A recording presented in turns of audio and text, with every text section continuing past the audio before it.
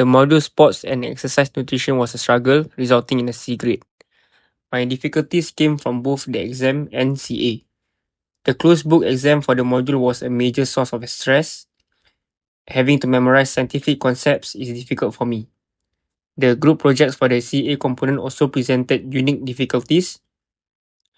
My groups have students from diverse courses like DHMP and DSES, each with different academic commitments and learning styles. I am good on hands-on learning and practical application, whereas my group members preferred a more theoretical book-based approach. This fundamental difference made it difficult to synchronize our efforts and work together, leading to disorganized projects. Ultimately, these combined factors made Year 2 Semester 2 the toughest period of my diploma. However, I'm thankful to have navigated through that phase and moved forward.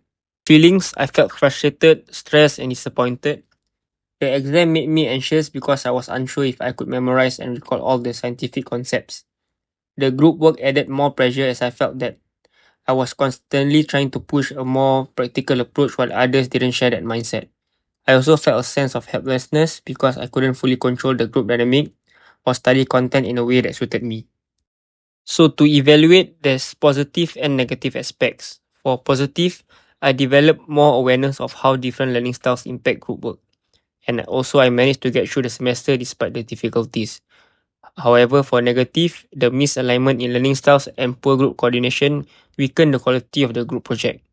The exam stress affected my performance and overall, I didn't achieve the results I wanted.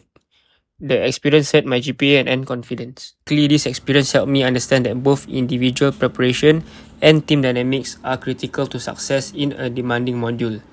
The exam challenged my ability to deal with academic pressure, while the group work highlighted how differences in learning styles and poor communication can break down collaboration. If our team had communicated better and set shared goals from the start, we might have worked more effectively. So in conclusion, looking back, I realized that I could have taken more initiative to understand how each group member preferred to work and propose a more blended approach. I could also have prepared earlier for my exam using spaced repetition or other memory strategies instead of relying on last-minute cramming. These changes might have improved both my group work experience as well as my exam results. So, if I were to face a similar situation in the future, my action plan will be, firstly, I will initiate early discussions in group projects to align working styles and responsibilities. I'll suggest a clear plan or timeline so that everyone stays on track. For exam-wise, I'll start revising earlier using active recall and concepts maps to better understand difficult content. And I also try to seek support from the lecturer or peers when I feel overwhelmed instead of keeping it to myself. So from this experience, I can actually apply it to the 4-stage stress process by Winberg and Gould 2011. So firstly, environmental demand. This stage involves physical or psychological demand placed on the individual. So for me, it's more on psychological. The closed book exam in sports and exercise nutrition create a high academic demand which require me to memorize and understand difficult things. So secondly is perception of this demand. So this stage is how an individual perceives the situation. So for this experience, I perceive the exam as very challenging and stressful, especially when the subject is not my strength and it's a closed book exam. So the third one will be stress response. So this stage refers to the individual's physical or psychological reaction to the perceived demand. I experienced mental stress, cognitive overload, and even loss of motivation. So this response affected my ability to study efficiently. And number 4 would be behavioral consequence. So this stage refers to the outcome of the stress response which can affect performance. So in my case, the stress affected my academic performance which lead to a C grade and contribute to a lower overall GPA for that semester itself. So how can I manage stress? Basically, I could have corrected the demand perception. So instead of seeing it as challenging and stressful, I could have been more positive. I can see it as manageable. So now we're going to talk about the team. So from my experience, I can apply the Karen's 1982 conceptual model of cohesion. So for the first factor will be environmental factor. So my group members came from different courses with different timetables and commitment. Second factor will be personal factor. So as a student, I prefer hands-on practical learning, while others in my group prefer a more theory book-based approach.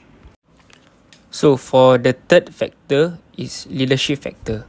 In my group, there were no clear group leader or shared leadership approach to control the differences or guide the group towards a common method of working or a common goal. Lastly, number 4 will be team factor. So the team lacked of shared goal and inconsistent collaboration and poor communication between members, resulting in disorganized projects. So to manage cohesion, I think the team should know everyone a bit more better. So from there, we can understand what kind of student we are, how we do our work, and what commitment we have outside of schooling hours. So the team should also try to communicate openly with each other. Personally, I could have stepped up and tried to lead the group towards a common goal, which is to do the CAs properly. To talk to you about the reflection as a learner. So before I came to DSC, I can say that I'm a learner who just do things without thinking about it. Since I am a hands-on person, I will learn while doing it. Using the Cope's experiential learning theory, I can say that I am an accommodating type where I just feel and do. However, throughout my 3 years in RP, it taught me how to think and reflect before doing something. This will help me in the long run when I'm out there in the working industry. So it is important for me to always think before doing something, because sometimes if we never think and we just do what we feel, it can affect us positively or even worse come to worse negatively. Hence, I'm thankful for the 3 years in RP because it helped me change as a learner.